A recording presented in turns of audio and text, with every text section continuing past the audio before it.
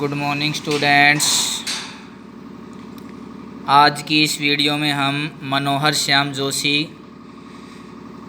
जी के बारे में और उनके द्वारा रचित जो पाठ है सिल्वर वेडिंग उसके बारे में पढ़ रहे हैं। इसमें हम ऑब्जेक्टिव टेस्ट के हिसाब से छोटे जो क्वेश्चंस बन सकते हैं पाठ में उनमें डिस्कस करेंगे। देखो, सबसे पहले तो आपको ये पता होना चाहिए, जैसे कि हमारी पुस्तक का नाम है वितान। वितान का अर्थ क्या होता है? छाया, फैलाव, चांदनी, चंदोग, ये शब्द हैं जो वितान के अर्थ को व्यक्त करते हैं। उसके बाद इसमें देखो, परिचय हमने पहले पढ़ा दिया था। अब इस वीडियो में हम आपको उसमें जो छोटे क्वेश्चन बन सकते हैं ऑब्जेक्टिव टाइप के, जो 1 नंबर में आपसे पूछे जा सकते हैं, वो ज़रूर आप इसको डिटेल से पढ़ें और उनमें छांटने का प्रयास करें। जैसे मनोहर श्याम जोशी का जन्म कब हुआ? 1935। कहाँ? कुमाऊँ। और उन्होंने स्नातक की जो उपाधि थी वो किस विश्वविद्यालय से प्राप्त की थी? तो उसके लिए हम बताएंगे लखनऊ विश्वविद्यालय से। किस पत्रिका का उन्होंने संपादन किया था? दिनमान। उसके साथ हम बताएंगे कि दूरदर्शन का प्रथम जो धारावाहिक हम लोग, उसमें पटकथा लेखन का कार्य किया था मनोहर श्याम जोशी ने, वो कब किया था? तो उसमें बताएंगे 1984 में। तो इस प्रकार छोटे छोटे क्वेश्चन जो हैं वो इसमें से बन सकते हैं, जो मैं आपको इस वीडियो के माध्यम से करवा रहा हूँ। मृत्यु आ जाती है तो हम बताएंगे 2006 में। इसके बाद इसकी रचनाओं के नाम हैं, उपन्यासों के नाम हैं। उपन्यासों के नाम में कोई भी एक नाम दे करके पूछा जा सकता है कि भाई ये मनोहर श्याम जोशी की रचना किस विधा में आती है? उपन्यास है, कहानी है, व्यंग्य है, साक्षात्कार, लेख संग्रह है, क्या है? तो ये भी आपको इसमें इसके परिचय के द्वारा अच्छे से जानकारी हासिल करनी होगी, समझना होगा। कुरु कुरु स्वाहा, कसप, हरिया, हरक्यूलिस की हैरानी, हमजाद और कयाप, ये इनके उपन्यास हैं। इन सभी में कयाप और कुरु कुरु स्वाहा, ये 2 उपन्यास प्रमुख हैं। इनका आपको थोड़ा विशेष ध्यान रखना होगा।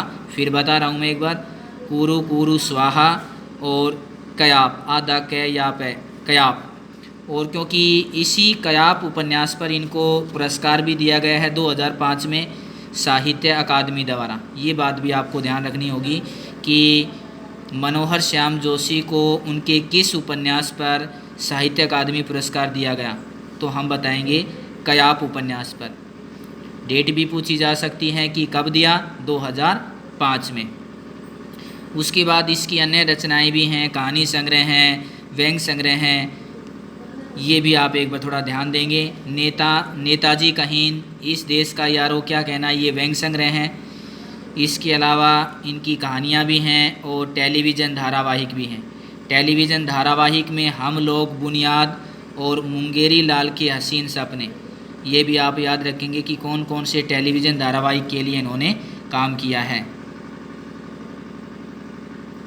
उसके बाद इनके द्वारा लिखा गया जो साहित्य है वो किस पर आधारित है, उसकी विशेषताएं क्या हैं?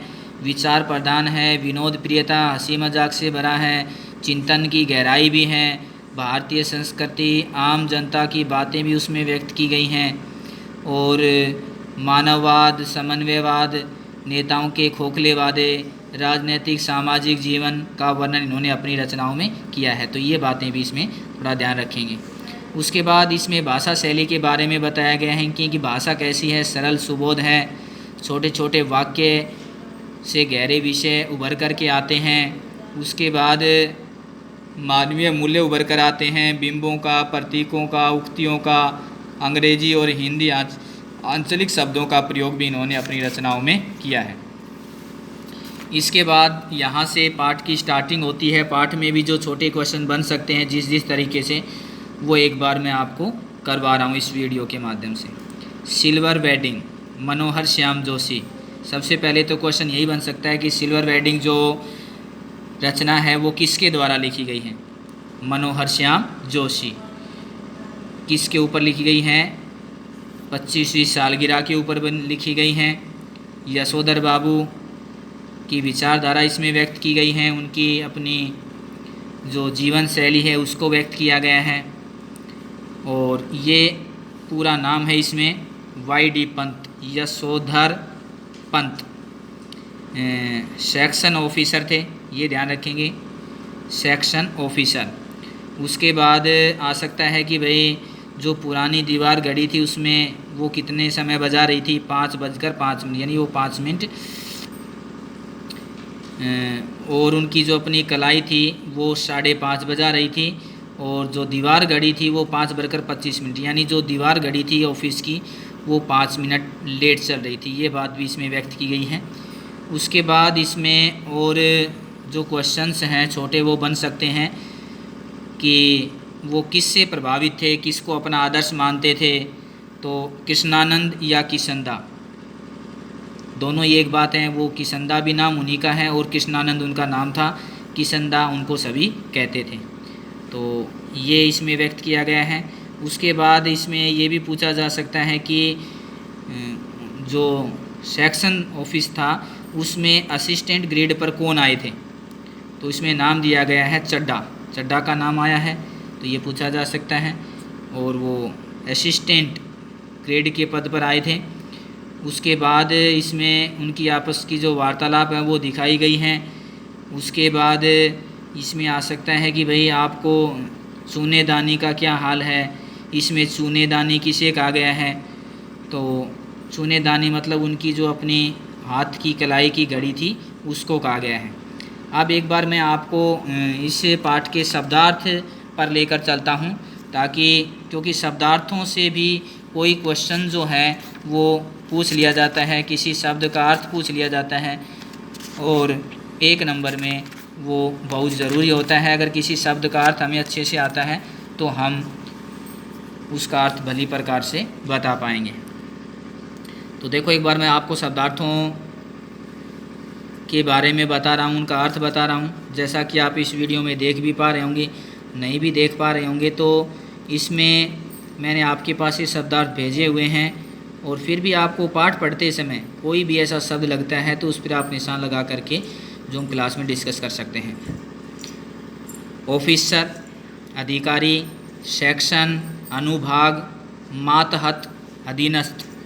अधीनस्थ का मतलब होता है जो हमारे नीचे अधीन रह कर के काम करते हैं, उनको अधीनस्थ बोला जाता है।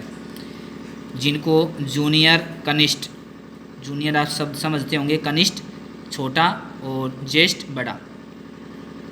असिस्टेंट सहायक को बोलते हैं। ग्रेड पद या दर्जा एज यूजुअल, सामान्य के लिए किया जाता है एज यूजुअल। यानी बाबा आदम का ज़माना, पुरखों के समय, यानी जो पुरानी बातें होती हैं, जो पुराने समय की बातें होती हैं, उनको बाबा आदम के ज़माने का कह कर के संबोधित किया जाता है। शक पकाना, झेप कर या शर्मा करके रह जाना। मुखातिब, किसी से बात करने के लिए उसकी ओर मुख करना। और वेडिंग एनिवर्सरी, शादी की सालगिरह, चोचले, दिखावा। मिक्सचर होता है मिश्रण, किसी बात में अपनी कोई ऐसी बात घोल देना, मिला देना। कस्टम, परंपरा। नगण्य, बहुत कम मात्रा में किसी चीज़ का होना, कहते हैं ये चीज़ तो नगण्य है, कम है। और सेक्रेटरीट, सचिवालय। नागवार, किसी चीज़ का नापसंद हो जाना, कि ये बात तो मुझे नागवार है भाई, नापसंद है, मुझे उचित नहीं लगती है। निहायत, बहुत अधिक, बेहुदा, असभ्य, अफोर्ड, वहन करना। इसरार, हट या कोई जिद करना। रीत, ढंग। और अखरना, किसी बात का पसंद न आना, कोई बात अच्छी न लगना, उसको हम बोल देते हैं अखरना। उसके बाद है अहाता, परिसर, जिसको हम एक तरीके से ग्राउंड भी बोल देते हैं, जो उसकी अपनी कोई क्षेत्र विशेष होता है, ग्रह होती है, परिसर बोलते हैं, उसको अहाता बोल देते हैं, अहाता। फ़िक्रा, वाक्य। रिटायरमेंट, सेवानिवृत्ति। IAS, इंडियन एडमिनिस्ट्रेटिव सर्विस, यानी भारतीय प्रशासनिक सेवा। अलाइड सर्विसेज, सहायक सेवा। स्कॉलरशिप, छात्रवृत्ति। एनीवे, जैसे भी हो। जनरेशन गैप, वंश परिपक्वता। मोड आधुनिक, हद, सीमा, सुविधा, बहाने योग्य या जो हमें अच्छा लगे वहाँ तक कोई कार्य करना। ढोंग ढकोसला, पाखंड या दिखावा। कम्युनिटी, समाज। डेडिकेट, समर्पित। बालयति, बाल योगी, जो बचपन से ही योगी हो, ब्रह्मचर्य का पालन किया हो, शादी न की हो, उसको बोलते हैं। उपकृत, जिस पर उपकार किया गया हो। बिरादर, भाई बिरादरी। गधा, पचीसी, जवानी की मूर्खता, जवानी में जो मूर्खता भरे कार्य किए जाते हैं, जिन कार्यों से समझदारी प्रकट नहीं होती है, उनको गधा पचीसी बोला जाता है। खुराफात, शरारतें। विरासत, उत्तराधिकार। तजिया, व्यंग्यात्मक। उक्ति, कथन। पुश्तैनी, पुरखों का जो हमें अपने दादा परदादा से प्राप्त होता है उसको बोलते हैं। बाध्य, विवश। वर्ल्ड, संसार। गृहस्थी, गृहस्थी को बोलते हैं, अलग भाषा का शब्द है, इसको गृहस्थी बोलेंगे, वैसे गृहस्थी भी बोल देते हैं कुछ। गवई, गंवार। बुजुर्गियत, वृद्धावस्था। देयरफॉर, इसलिए। परहैप्स, शायद। हेल्दी, वेल्दी एंड वाइज, स्वस्थ, धनी और बुद्धिमान। हेल्दी वेल्दी यानी स्वस्थ, और वेल्दी धन, और वाइज बुद्धिमान। विलायती, विदेशी, तालीम, शिक्षा। बदतर, बुरा। डेमोक्रेट, लोकतंत्र। हरगिज, कदापि। नुक्ताचीनी, दोष निकालना। कारपेट, दरी, जो बिछाने की होती हैं। खिजाब, बालों को काला करने को का जो केमिकल होता है उसको बोलते हैं। LDC, लोअर डिविजनल क्लर्क, निम्न वर्गीय बाबू को बोलते हैं। LDC, lower division clerk. नज़रअंदाज, अनदेखी, इंगित, संकेत। कुलीग, सहकर्मी, साथ काम करने वाले। और ट्रेडिशन, परंपरा। हरचंद, यद्यपि। एवरेडिगोन, सभी चले गए। गोया, मानो। तो ये इसके शब्दार्थ थे जिनसे आप समझ पाए होंगे। जो शब्दार्थ आपको कठिन लगता है वो आप अलग से नोट करके उसको याद भी कर सकते हैं। अब हम अपने पाठ पर आते हैं। पाठ में किस किस तरीके से क्वेश्चन जो हैं वो बन सकते हैं, वो इसमें एक एक लाइन को जब आप ध्यान से पढ़ते जाएंगे तो आप उसमें समझते चले जाएंगे। फर्स्ट पैरा हमने करवा दिया था, सेकंड पैरा करवा दिया था। उसके बाद इसमें आया था कि किस तरीके से पढ़ेंगे, जब इसमें आएगा कि भाई वो अपनी घड़ी का जिक्र कर रहे थे, किस तरीके से फिर वो अपने बचपन के दिनों में खो जाते हैं, किस प्रकार से। अब ये आएगा कि इसमें रेम्ज स्कूल अल्मोड़ा में उन्होंने कभी मैट्रिक की परीक्षा पास की थी। तो ये एक नंबर का क्वेश्चन बन सकता है कि यशोधर बाबू ने मैट्रिक की परीक्षा कहाँ से पास की थी। उसके बाद इसमें आप और आगे चलते जाएंगे तो इनके बारे में बता रखा है। मैट्रिक पास करने के बाद किस प्रकार से वो किशनदा के पास आ गए थे। किशनदा कितने ही पहाड़ी प्रदेश से आए लोगों को अपने यहाँ शरण देते थे। मैच थी, मिलकर बनाते थे, खाते थे। और उसके बाद उन्होंने वॉइस सर्विस में वह नहीं लग पाए थे। किस सर्विस में वो लगाना चाहते थे यशोधर बाबू को तो वॉइस सर्विस में लगाना चाहते थे, लेकिन उस समय यशोधर बाबू की उम्र इतनी ज़्यादा नहीं थी कि वो उसमें लगाए जा सकें। इसके बाद किशनदा ने उसे अपने मैस का रसोइया बना लिया था और 50 रुपये उधार भी दिए थे। ये भी थोड़ा ध्यान रखेंगे क्योंकि ये अमाउंट है, इसको हम कम या ज़्यादा नहीं कर सकते एक नंबर में जब आ जाता है तो। और ज़ोर देकर बड़े बाबा किन ख्यालों में खो गए। मेनन कौन था, तो इसमें ये आ सकता है कि मेनन जो था वो एक तरीके से चपरासी था जो उनके लिए कुछ चाय पानी लाता था। तो वो इंतज़ार कर रहा था कि कब यशोधर बाबू और ज़्यादा पैसे दें और वो खाने पीने की अपने लिए चीज़ें लेकर आएँ।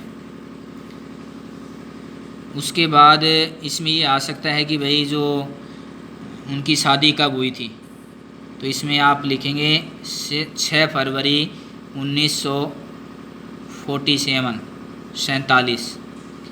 तो इस प्रकार से उनकी सालगिरह को थी आज।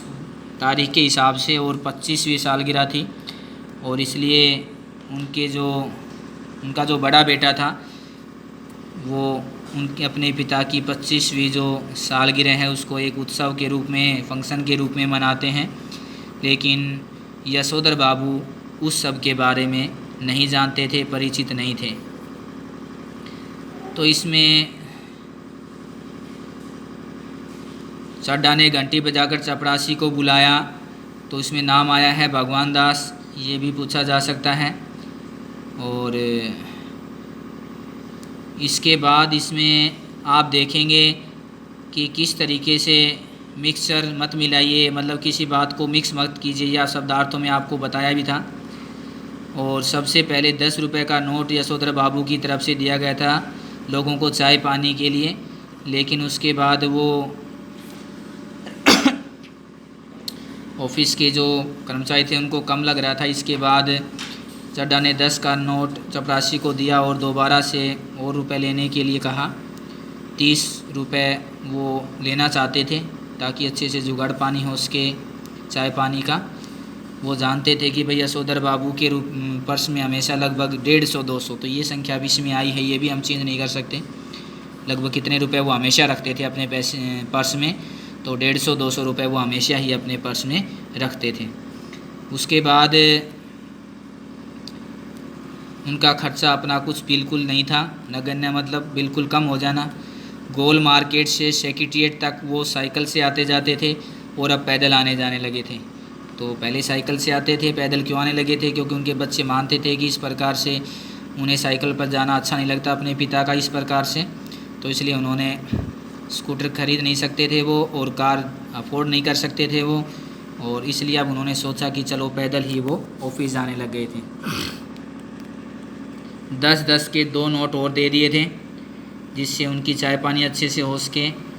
और उसके बाद नेक्स्ट पेज पर इसी प्रकार से देखो, ये पाठ, ये सारा मैटर आपके पास है।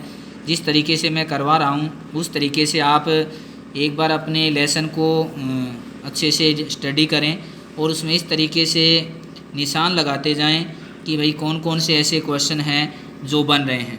1-1 नंबर के बन सकते हैं। बिरला मंदिर से उठकर वो कहाँ पर जाते हैं? पहाड़गंज जाते हैं। तो ये ऐसे क्वेश्चन हैं जिनमें हम कोई तुक्का नहीं लगा सकते। पाठ की कहानी भले ही हमें याद हो, पूछ लिया भाई बिरला मंदिर से उठ कर के यशोधर बाबू कहाँ पर जाते थे, तो यदि हमें पाठ पढ़ा और पहाड़गंज याद है तो ही हम लिख पाएंगे, अदरवाइज हम उसका आंसर नहीं दे पाएंगे। तो 1 नंबर के जो ऑब्जेक्टिव क्वेश्चन होते हैं उनमें इस तरीके की जो बातें आती हैं पाठ में, उनको हमें निशान लगा करके अलग से समझना पड़ता है। तो वे साग सब्जी कहाँ से खरीद कर लाते थे? पहाड़गंज से, ये जगह का नाम है। और इस प्रकार से आगे जब चलेंगे तो दफ्तर से वो 5 बजे छूटते थे, लेकिन घर पहुँचते पहुँचते उन्हें 8 बज जाते थे। तो इस टाइम में वो सभी अपना कार्य करते थे। मंदिर में जाना, मंडी में जाकर सब्जी लेकर आना, ये कार्य वो उस दौरान किया करते थे। या और किसी से मिलना हुआ वो भी वो इसी दौरान किया करते थे। उसके बाद 3 बेडरूम वाला क्वार्टर हुआ करता था। अब वहाँ पर एक 6 मंजिला इमारत बना दी गई थी। पहले की बातें बताई जा रही हैं, जहाँ पर उनका कभी क्वार्टर था उस क्वार्टर को तोड़ दिया गया था और अब उन्हें दूसरे क्वार्टर में जाना पड़ा था। वहाँ पर बने हुए 6 मंजिल इमारत को भी वो देखता है जब उस एरिया से निकलता है तो। और DIZ एरिया की बदलती शक्ल देखकर यशोधर बाबू को बुरा लगता है। तो यहाँ भी ये क्वेश्चन बन सकता है सॉरी, कि यशोधर बाबू को किसकी बदलती शक्ल देख करके बुरा लगता था? तो DIZ एरिया की जो शक्ल सूरत थी जो पहले थी, उन पुराने मकानों को तोड़ करके नया मकान बनाना, ये उन्हें अच्छा नहीं लग रहा था। सारा गोल मार्केट क्षेत्र तोड़ करके, ये भी जगह का नाम है, वहाँ नई नई इमारतें बना दी गई थी। इस तरीके से आप आगे पढ़ते जाएंगे तो उसमें देखेंगे कि ये कुछ एक नई बस्तियों के नाम दिए गए हैं। एंड्रयूजगंज, लक्ष्मीबाई नगर, पंडारा रोड। यहाँ पर DD टाइप क्वार्टर मिलने की अच्छी खबर कई बार आई थी, यानी यहाँ पर यशोधर बाबू को नया क्वार्टर दिया जाने की पेशकश आई थी, लेकिन उन्होंने इन जगहों पर क्वार्टर लेने से मना कर दिया था। क्योंकि वे अब गोल मार्केट जहाँ पर वो रहते थे, जहाँ पर वो पुराने क्वार्टर थे, उनको छोड़ करके नहीं जाना चाहते। तो ये भी ध्यान रखेंगे कि वो जो उनके अपने क्वार्टर थे वो कहाँ पर बने हुए थे, गोल मार्केट में बने हुए थे। तो जैसे जैसे क्वार्टर टूटते जा रहे थे, वो जो बचे हुए क्वार्टर थे उन्हीं में से कोई एक क्वार्टर अपने नाम कर लेता था। तो इस प्रकार से जब आगे इस पाठ में पढ़ते जाएंगे तो इस प्रकार के जो क्वेश्चंस हैं छोटे छोटे, जो एक एक नंबर के हैं, वो आते चले जाएंगे। उनका जो अपना लड़का था वो एक प्रमुख विज्ञापन कंपनी में नौकरी करता था, ये भी आप ध्यान रखेंगे इसमें। और उसकी जो अपनी तनख्वाह थी वो 1500 रुपये महीने की थी, जबकि यशोधर बाबू को लगता था कि इतनी तनख्वाह तो मेरी अब रिटायरमेंट के समय हुई है, और कौन सी ऐसी कंपनी है जो उनके बेटे को शुरुआत में ही इस प्रकार की इतने रुपए की नौकरी दे रही थी। दूसरा बेटा क्या करता था, आईएएस देने की तैयारी कर रहा था, और अलाइड सर्विसेज की सूची में उसका नाम भी आया था, लेकिन उसने ज्वाइन नहीं किया था। तीसरा बेटा अमेरिका चला गया था। तो 3 बेटे थे उनके अपने। सबसे बड़ा बेटा भूषण, जिसका जिक्र यहाँ पर आया है, विज्ञापन कंपनी में काम करता है।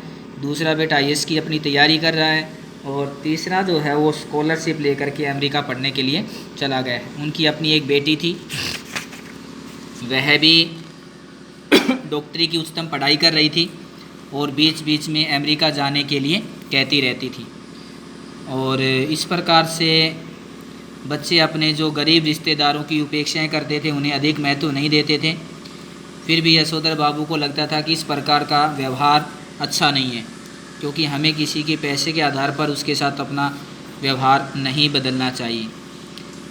और पत्नी अपने मूल संस्कारों से परिवर्तन कर चुकी थी, आधुनिक हो चुकी थी, लेकिन यशोधर बाबू ने अपने विचारों में, ख्यालों में, जीवन शैली में कोई परिवर्तन नहीं किया था। उनकी पत्नी आधुनिकता से प्रभावित थी और अपने बेटों और बेटी के कहे अनुसार अपने जीवन में परिवर्तन कर चुकी थी। तो इस तरीके से जब इसमें और आगे चलेंगे तो किस किस को आधुनिकताओं का सा आचरण और ढोल ढकोसला लगता था। घरवाली द्वारा कर्मकांड, कुंड परंपरा, सबको ये ढकोसला और घरवाली आधुनिकताओं का आचरण करती थी। तो ये बात भी इसमें बताई गई है। उसके बाद इसमें यशोधर बाबू कम्युनिटी समाज के लिए अपने पूरे जीवन को समर्पित कर देना चाहते थे, ऐसी भावना भी उनके अंदर थी। और वे चाहते थे कि किशनदा के बाद समाज में उनकी अपनी इस तरीके से पहचान बने, सभी उसको इस एक बुज़ुर्ग के रूप में जाने, और समाज में वो अपनी परंपराओं को, रीति रिवाजों को कायम रख सकें।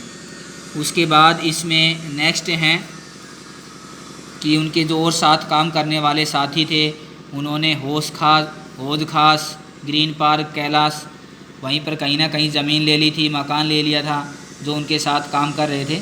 लेकिन यशोधर बाबू ने ऐसा कुछ नहीं किया था, जिसके कारण उसे अपने बेटे बहुओं की कुछ न कुछ सुननी पड़ती थी और पत्नी से भी ताने सुनने को मिलते थे। तो इस प्रकार की बातें इसमें और आगे बताई गई हैं। जो हुआ होगा शब्द का वो बार बार उच्चारण करते हैं, यानी पता नहीं क्या हुआ होगा इस प्रकार से, क्योंकि किशनदा की मृत्यु इसी से हुई थी कि किसी को पता नहीं था कि उनकी मृत्यु का कारण क्या था और किस तरीके से उनकी मृत्यु हुई थी। तो यशोधर बाबू ये भी मानते हैं कि भाई कहीं ना कहीं जब अपना परिवार नहीं होता है, गृहस्थी नहीं होती है, बाल बच्चे नहीं होते हैं, तो हमारी अपने बुढ़ापे में खोज खबर लेने वाला भी कोई नहीं बचता है। इसमें आगे कहीं ना कहीं गधा पच्चीसी का वर्णन किया गया है। शब्दार्थों में भी आया था, जवानी के समय किस प्रकार की जो कार्य हैं वो मस्ती से किए जाते हैं, सही गलत की परवाह किए बगैर हम करते चले जाते हैं। तो उनके जो आदर्श किशनदा थे, उन्होंने भी किस तरीके से क्या क्या उस उम्र में कार्य किए थे। गर्दन मोड़कर मुर्गी को मार देना, ककड़ी चुराना, पीछे से खिड़की से कूदकर सेकंड क्लास शो का देखाना, इस प्रकार के बहुत से ऐसे कार्य थे जो किशनदा ने अपनी जवानी के समय में किए थे। तो वो यहाँ पर इस पैरे के द्वारा दिखाए गए हैं।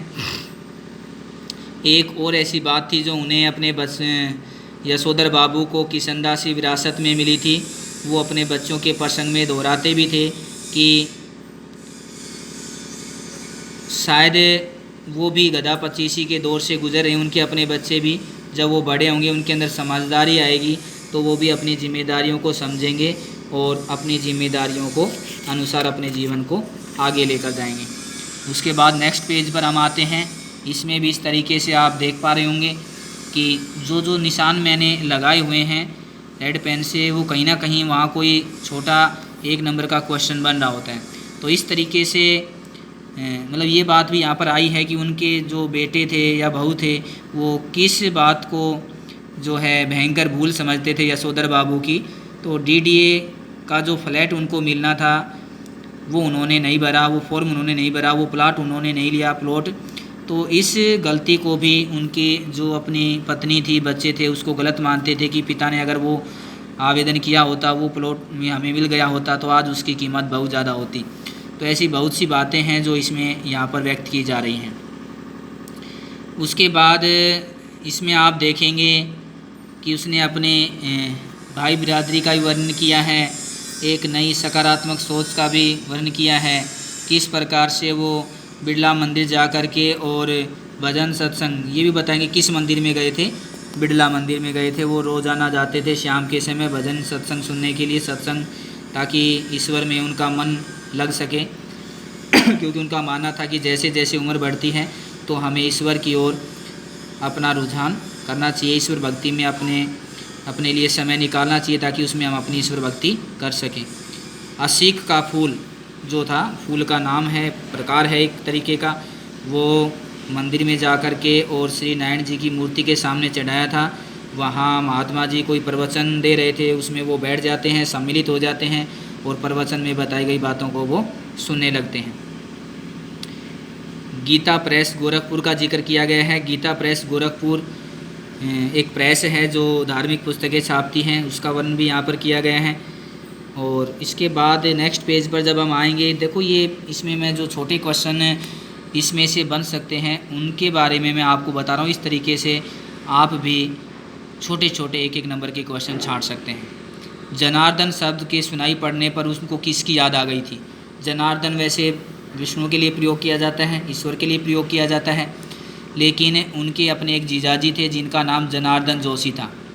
तो जैसे ही वो प्रवचन सुन रहे थे उसमें जनार्दन शब्द को सुन करके उन्हें अपने जीजाजी जनार्दन जोशी की याद आ गई थी। जीजाजी का हालचाल पूछने के लिए वो कहाँ जाना चाहते थे?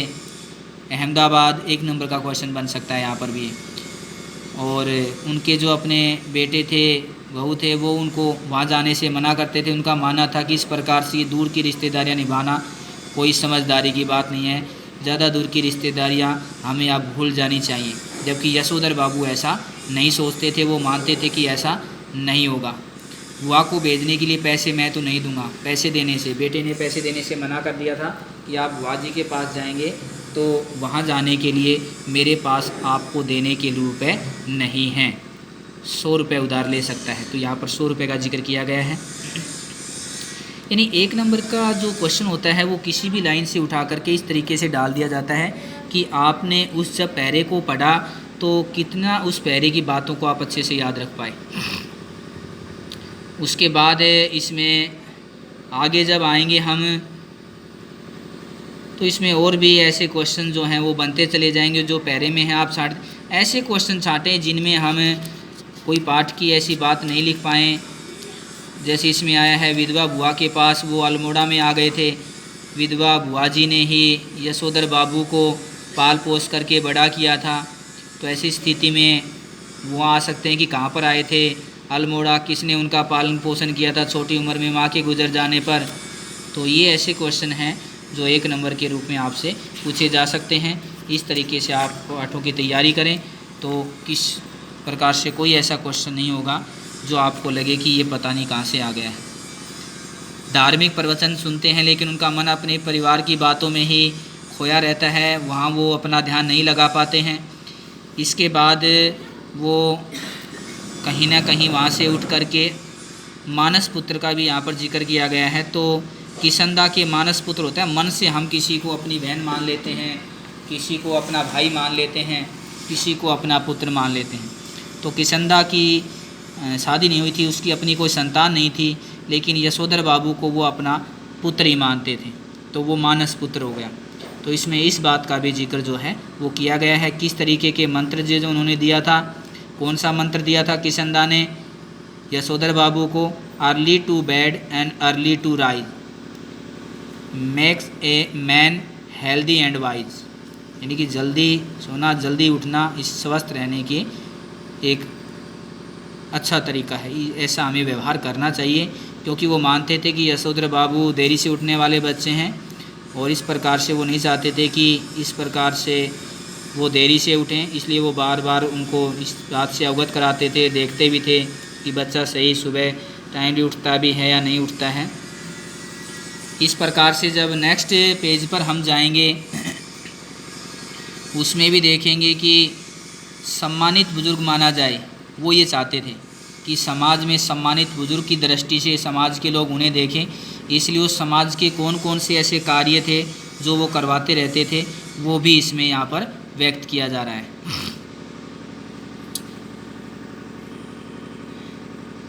लेकिन वो ये भी मानते थे कि कहीं ना कहीं बच्चों को उनकी नॉलेज से फ़ायदा भी उठाना चाहिए, अनुभव से भी फ़ायदा उठाना चाहिए और हर किसी नए काम के लिए उनसे पूछना भी चाहिए। इसके बाद सब्जी मंडी जाना, प्रवचन सुनने के बाद वहाँ से सब्जी लेकर आना, फिर डिस्पेंसरी से दवा लेकर आना, राशन लेके आना, ये ऐसे कार्य थे जो वो यशोधर बाबू खुद किया करते थे। एक आध बार उन्होंने अपने बच्चों से भी कहा कि वो ये काम करें, लेकिन जब बच्चों ने एक दूसरे के ऊपर उस काम को थोप दिया, सभी एक दूसरे से लड़ने झगड़ने लगे, तो यशोधर बाबू को लगा कि ये तो झगड़े का कारण बन गया है। दोबारा से फिर उन्होंने अपने बेटों से ऐसा कार्य करने के लिए नहीं कहा, अर्थात वो स्वयं ही उस कार्य को करने लग जाते हैं। और कहीं ना कहीं ये बात भी यशोधर बाबू को खलती है कि उनका बेटा जो एक तरीके से विज्ञापन कंपनी में लगा था, 1500 माहवार तनख्वाह ले रहा था, लेकिन एक बार भी उसने अपनी तनख्वाह ला करके अपने पिता के हाथ में नहीं रखी थी। ये ठीक है कि उसकी अपनी तनख्वाह बैंक में आती थी, लेकिन एक बार वो ला करके उसके हाथ में रखता तो उसके पिता को कहीं ना कहीं प्रसन्नता और खुशी मिलती और उसे उसका विश्वास बढ़ता। फिर यहाँ पर ये किया गया कि किस प्रकार से बहुत से ऐसे सामान थे जो उसकी बगैर इजाज़त के उसके क्वार्टर में उसके बेटे द्वारा लाए गए थे, जैसे कारपेट बिछवाना, पर्दे लगवाना, सोफ़ा लाना, डल्फन वाला डबल बेड लाना, श्रृंगार मेज, टीवी, फ्रिज, बहुत से ऐसे सामान थे जो उनका बेटा भूषण उस क्वार्टर में लेकर आ रहा था और उस सामान को वो अपना मान करके दूसरों को उसका उपयोग भी नहीं करने दे रहा था। तो इस प्रकार की बातों का जिक्र भी इस पैरे में किया गया है। आगे जब हम चलेंगे इसमें तो उसके बाद इसमें आगे जो है नेक्स्ट है कि उस समय वहाँ पर कितने क्वार्टर बचे हुए थे, मात्र 3 ही क्वार्टर बचे हुए थे और उन 3 क्वार्टरों में भी एक क्वार्टर ऐसा था जिसमें यशोधर बाबू रहते थे, बाकी 2 क्वार्टर में कोई नहीं रहता था। 1-2 क्वार्टर ही थे जो आबाद थे, मतलब 1-2 क्वार्टरों में ही कोई रहते थे, साबत बचे हुए थे। और उसके बाद जब वो देखता है कि भाई यहाँ तो बहुत ज़्यादा भीड़ इकट्ठी हो रही है, क्योंकि उसे ये समझ नहीं आ रहा था कि वो अपने घर आ गए हैं या किसी और के घर आ गए हैं, क्योंकि सिल्वर वेडिंग का जो उत्सव उनके बेटे द्वारा आयोजित किया गया था उसकी जानकारी उन्हें नहीं थी। तो यहाँ पर पूछा जा सकता है कि उन्हें अपनी बेटी का जीन्स पहनना और बगैर ब्लाउज़ का टॉप पहनना ये पोशाक अच्छी नहीं लगती थी। कई बार वो उसको इन सब चीज़ों से, ड्रेसों से मना भी कर चुके थे, लेकिन वो आधुनिकता के प्रभाव में आकर के इन सब चीज़ों का उपयोग करती थी, उनका प्रयोग करती थी, उन्हें पहनती थी, जबकि ये सब चीज़ें यशोधर बाबू को समहाउ इम्प्रॉपर लगती थी। उसके बाद वो उस भीड़ में नहीं जाना चाहते थे और अकेले रहना चाहते थे। 8:30 बजे वो घर पहुंचते हैं। उनका बेटा उन्हें कहता है कि बेटा पापा आज आप इतनी लेट कैसे हो गए, आपको पता होना चाहिए कि आप आज आपकी जो है एनिवर्सरी है और आप इतनी देरी से आ रहे हैं। तो इस प्रकार से यहाँ पर जो जिक्र किया गया है, एक नाम और भी निकल कर के आया है यहाँ पर, उसका भी ध्यान रखेंगे, चंद्रदत्त तिवारी जी का, जो इसी साल SAS पास हुए थे और उन्होंने ये बात रखी थी, जो दूर के रिश्ते में यशोधर बाबू का भांजा लगता है, चंद्रदत्त तिवारी। उसके बाद इसमें इस तरीके से और छोटे क्वेश्चन बनते चले जाएंगे, जिनको आप इस तरीके से छांटें, उन पे निशान लगाएं और एक ऑब्जेक्टिव टेस्ट की भी अच्छे से तैयारी करें, जिससे कोई क्वेश्चन हमारा छूटने न पाए। तो इस वीडियो के द्वारा मैंने वही क्वेश्चन आपको एक अच्छे से रिवाइज करवाने का प्रयास किया है, ताकि आप उसको और अच्छे से कर सकें।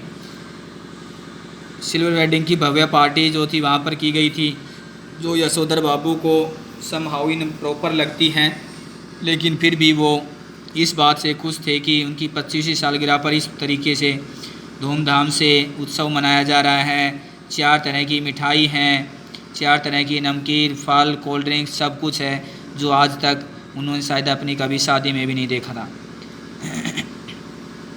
उसके बाद गिरीश का जिक्र यहाँ पर किया गया है, जो यशोधर बाबू की पत्नी का चचेरा भाई हैं।